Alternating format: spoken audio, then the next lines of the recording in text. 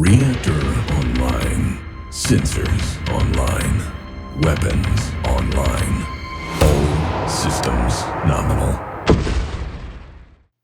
Hey everyone, U1B Flyer here. In this video, I'm going to review the Clanbuster variant of the Black Knight from Creative Juggernaut. Even though we've already posted an assembly how-to video on the channel, and you've no doubt seen the painted Black Knight starting to appear from other Chemospecs artists, a follow-up review was in order. That's mainly due to these Black Knight models being production quality, unlike the sample proofs shown in the Stormcrow review that I made in late 2020. Right from the start, I'll let you know things have definitely improved in the areas of concern from the pre-production versions, and aside from a minor issue that I'll discuss in the review, the models are equivalent to or better than new production plastics and Ironwind Metals casts. Brent Evans from Creative Juggernaut sent me 2 Black Knight models, and this is what they looked like upon arrival, which I'm guessing will likely be similar to how it will arrive once these are available for purchase through the Catalyst Game Labs online store. First off, I immediately noticed and liked the addition of a cast flat-top hex base with the model, which were not part of the Stormcrow samples. Out of the bag, here's the parts with all the options for hands, leg, and optional melee weapon for the Clanbuster variant. Most of these parts were free from any flash, and there were no major miscast flaws of note in any of the detail areas. I did have an air bubble hole on the front of the toe for the right leg, which can easily be hidden in the basing material or filled with putty.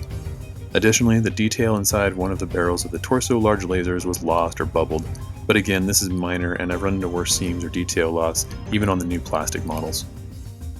I'll be honest that I'm being critical of these two things simply because aside from some of the mold and casting lines that need removal, the model is highly detailed with crisp edges and a nice deep recessed areas between panels that will make your finished painted model look all the better.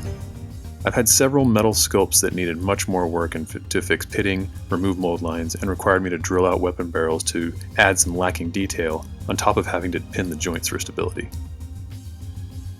Looking at the individual parts, you can see the legs are on one piece. You'll get an alternate left leg to choose from between walking or a running pose, and each hip socket has a keyway relief to help you align the parts easily. The visible mold lines on the walking legs are easy to get to with some sandpaper or scraping tools, and the bent leg has a bit more to trim away on the front of the knee and the shin area, but nowhere near as bad as some of the slipped casts that were on the Stormcrow samples. The hip is keyed to the torso for a left twist, but you can easily trim the tab off and position it however you like. For the torso, each shoulder socket for the arms also has the same joint style, which makes for an easy assembly with superglue. Or you can trim a bit of those tabs away to position things a bit differently. I used Gorilla Glue superglue, which is more similar to a thin gel style, and had no issues with adhesion or bond strength. I already mentioned the laser detail, and there are some mold lines that are present on the weapon barrels and around the rear torso area that will need a bit of cleanup, but nothing egregious. The arms have crisp armor plate edges, and the left arm only a minimal amount of mold line cleanup on the inner elbow and the outer laser barrel. The right arm has some noticeable needed cleanup on the outside and inside of the PPC barrel that carries over to some of the wrist area. There is a mold loss mass of material between the barrel and the wrist that is similar to some of the ones that I ran into reviewing the Stormcrow. This one's easy to access and can be cleaned up by removing with a hobby blade if desired. The hands included give you 2 left and right options for the open or closed hands, as well as the hand attached to the melee weapon for the left arm. Be careful cleaning up any flash on the loose fingers, as that would be an area for potential breakage. The hands have shaped attachment tabs that slot into the arms, but if you want to rotate them differently, a bit of trimming will allow them to be positioned any way you want. The weapon hand has some minor mold lines on the back edge of the blade, and a few going into the hand, but those are all easily cleaned up. The head is also keyed with a round tab fixed in a forward-facing position, but I like the idea of having it rotated to match the PPC arm and trimmed it away for my assembled example.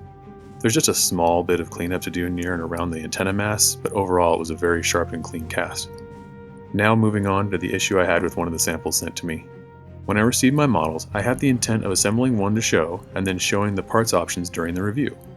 It was during the time that I was cleaning up my first model that I noticed some significant pitting and surface texture, mainly on the legs but also on the torso a bit. I immediately reached out to Brent to ask about what caused this and to clear up the issue. As it turns out, they were gathering data on how many times molds could be used before the detail loss and cast degradation occurred, and the parts on this one were made at the end of one of the later uses, and it was missed when they shipped it to me. It should have been discarded. Not a big deal overall, as I was able to use a less pitted leg and some putty to smooth and fill. but Brent said that those would not have made it through quality control to be sold, and that they've found their number of uses for the molds as well. As I stated before, this is across-the-board improvement to the issues noted in the Stormcore review, and I'm pleased to see the production-level miniatures are that much closer to being ready for retail release. Thanks to CSO artists Ross Koga, God and Davian, and Fanjoy for their painted examples seen throughout the video. In the description below, you'll find a link to Blaine Pardoe's blog post about assembling his Black Knight model. I hope you found this update review useful. That's all from me now. Over to you, Tex.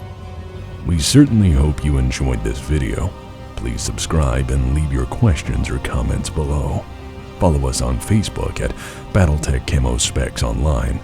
Check out our website at camospecs.com.